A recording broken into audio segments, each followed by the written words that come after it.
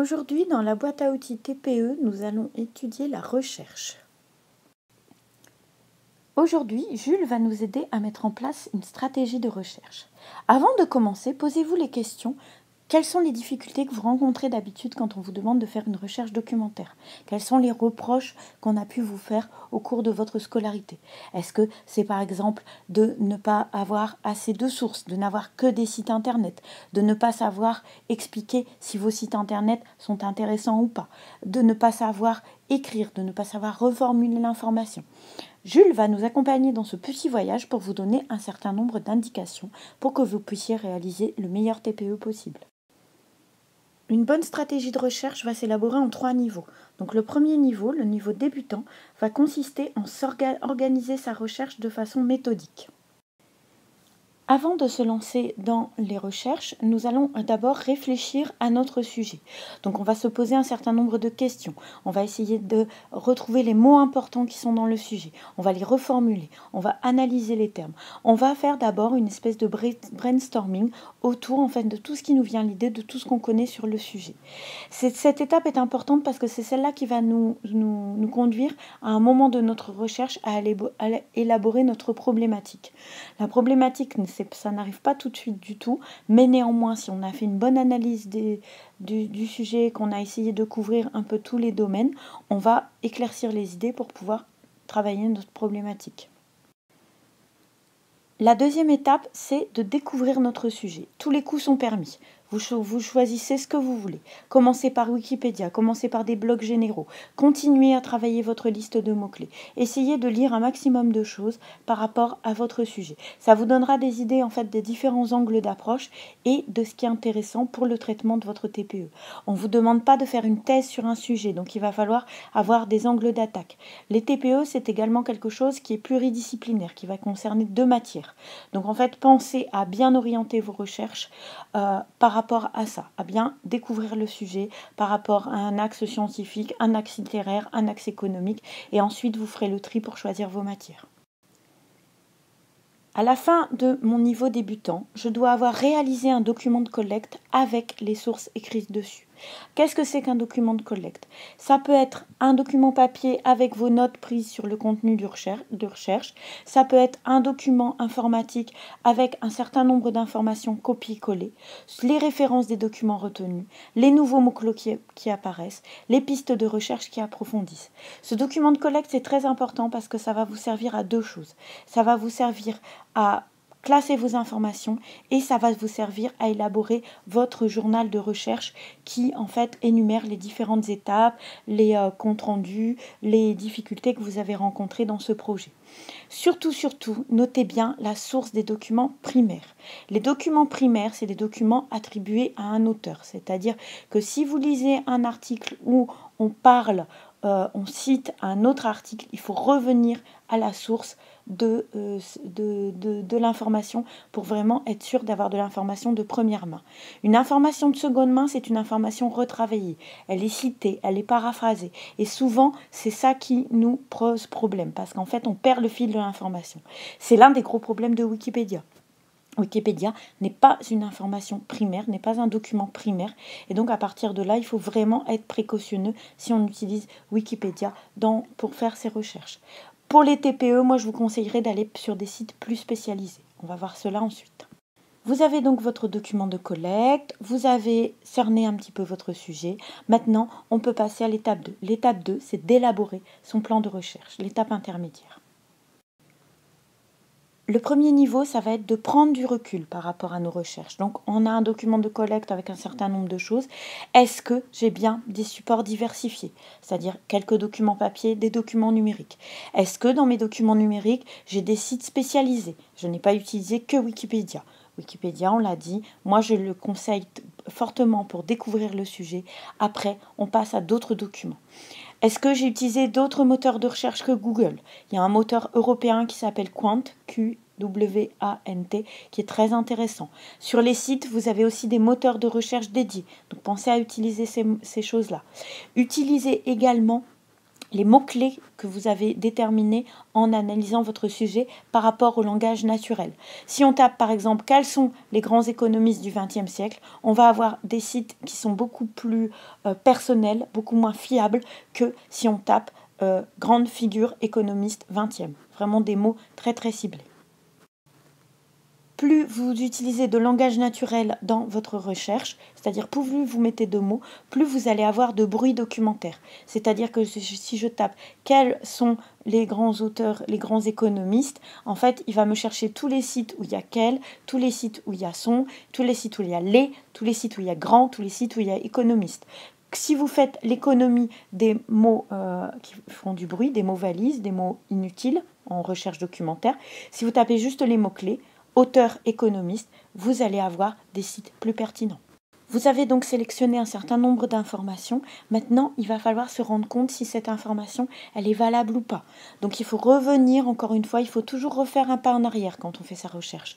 On se demande si on a bien cherché tous les documents, on se demande si les documents qu'on a sélectionnés, ils sont valables. Donc, par exemple, privilégier les sites institutionnels, c'est-à-dire des sites qui viennent d'un grand institut. Ça peut être une université, ça peut être un musée, ça peut être quelque chose qui a une validité par rapport au domaine de la recherche, comme l'INSEE en économie, par rapport à des sites personnels ou à des sites d'entreprise. Et également, essayer d'avoir des sites avec des auteurs qui s'identifient et qui ont un pied dans le domaine qui vous intéresse. Voici un exemple, par exemple, de sites rencontrés lors d'une recherche.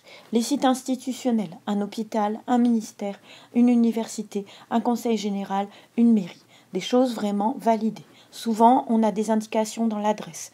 .gov, .gov.us, des choses comme ça. On essaie au maximum de limiter tout ce qui va être site collaboratif et site personnel. On peut s'en servir pour avoir une ouverture ou un point de vue polémique, mais on essaie vraiment de les utiliser, pas comme base de données, mais pour poser des questions à un moment. On fait attention aussi aux sites d'entreprise. On les utilise bien sûr parce que c'est quand même, mais ça reflète le point de vue d'une entreprise. Par exemple, ma recherche était ici sur le développement durable et la mise en place d'un certain nombre de choses qui pouvaient aider à améliorer la santé par rapport au développement durable. On a le site d'EDF, il va avoir un programme de développement durable, il est quand même très orienté. On a des associations qui peuvent faire un travail très intéressant. Futura Science, par exemple, c'est un site très bien pour les questions scientifiques, donc souvent avec des dossiers, des auteurs validés, etc. Maintenant, le troisième niveau, c'est de savoir évaluer la validité des informations. On a sélectionné des sites qui nous paraissaient intéressants, maintenant on va lire les informations. Si le site est trop daté, notamment en sciences et en économie. Si vous avez des statistiques ou un état de la recherche qui date de 2004, ça ne va pas nous intéresser. Reprendre au besoin certains aspects, essayer d'opérer de nouvelles recherches, confronter les sources. Si vous trouvez des chiffres, si vous trouvez des arguments en faveur d'une thèse, etc., essayez de ne pas les retrouver que dans un seul site. À partir de là, vous commencez à ordonner sur votre document de collecte les résultats, vos prises de notes pour commencer à élaborer un plan. Un petit moyen pour essayer d'évaluer un site internet, toujours se poser des questions. Qui est l'auteur? De quoi est-il question? De quand date l'information? Pourquoi est publiée l'information? Est-ce que c'est pour faire de la publicité? Est-ce que c'est un site qui a une valeur universitaire, qui a une valeur d'enseignement? D'où provient l'information? Est-ce que les sources du site sont citées? Est-ce qu'il y a des notes de bas de page? Comment est présentée l'information? Est-ce que c'est quelque chose qui a l'air sérieux ou est-ce qu'il y a par exemple des fautes dans le corps du texte? Ce sont des indices qui doivent vous mettre la puce à l'oreille par rapport à certaines informations que vous collectez. Donc essayez toujours, c'est de la logique pure et simple, donc essayez toujours d'avoir un recul critique sur l'information que vous collectez.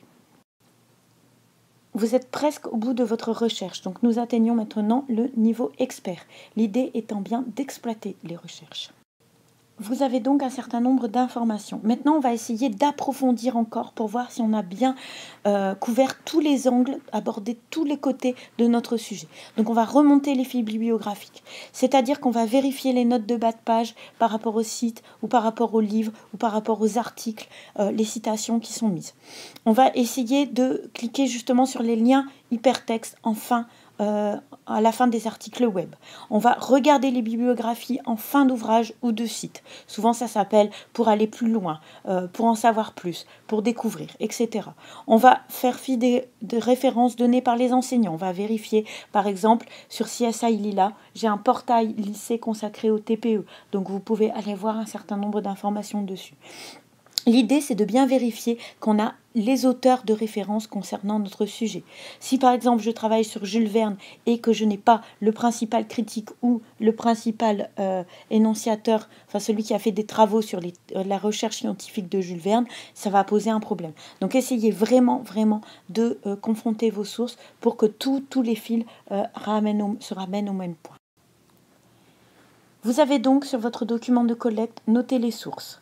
L'idée maintenant, c'est de construire sa bibliographie au fur et à mesure. Donc d'utiliser les normes bibliographiques pour citer votre bibliographie. Pour un livre, on commence toujours par l'auteur, le titre du livre, l'éditeur, la date du copyright, les numéros des pages.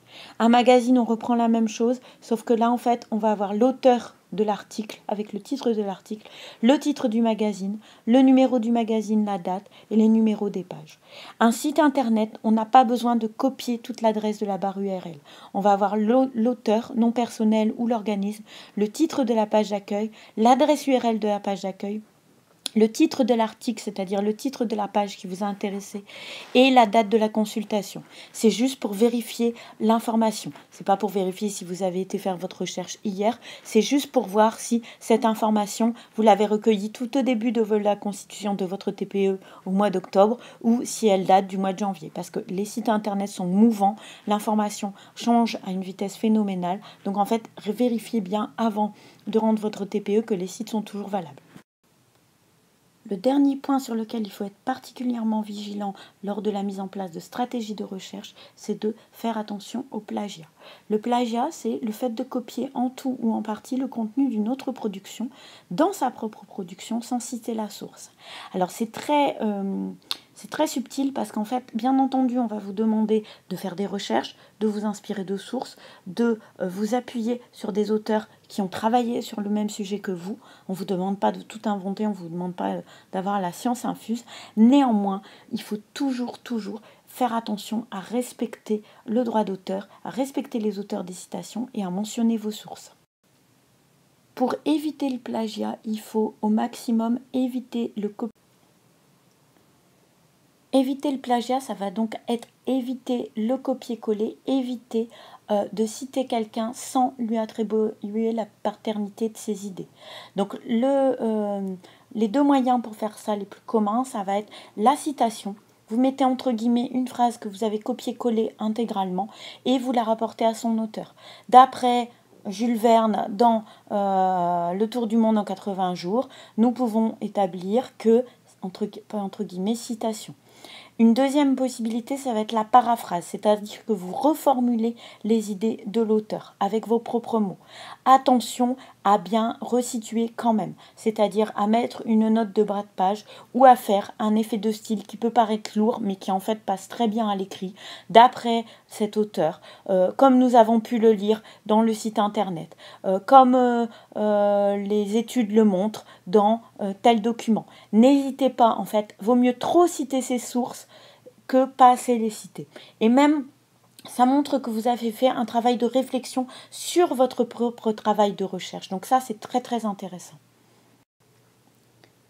Voilà, j'espère que vous avez fait un bon voyage avec Jules à travers les différentes étapes de la stratégie de recherche.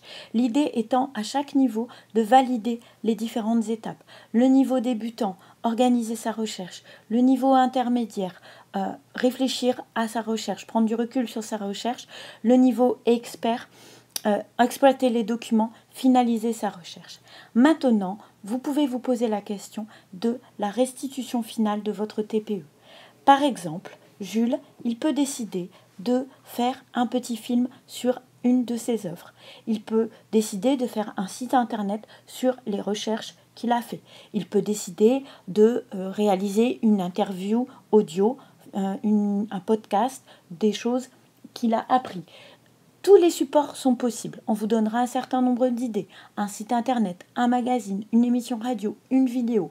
Essayez en fait au fur et à mesure de la mise en place de vos stratégies de recherche et de la sélection de vos informations de penser à votre finalité. Qu'est-ce qui va être intéressant? Si vous faites une vidéo, vous n'aurez pas nécessairement les mêmes besoin des mêmes informations que si vous réalisez un site internet.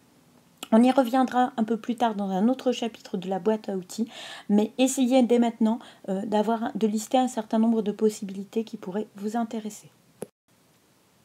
Voilà, je pense que notre voyage avec Jules Verne est terminé. Vous avez tous les outils en main pour permettre de mettre en place une bonne stratégie de recherche pour votre TPE. Vous allez avoir des fiches pour vous accompagner, des fiches mémo et une fiche boîte à outils. N'hésitez pas à les utiliser. Et encore une fois, prenez des notes par rapport à votre processus, à vos stratégies de recherche, parce que ça vous servira dans votre journal de bord. Je vous souhaite un très bon TPE. Si vous souhaitez avoir plus de renseignements ou poursuivre d'autres aventures, rendez-vous sur csilila.com.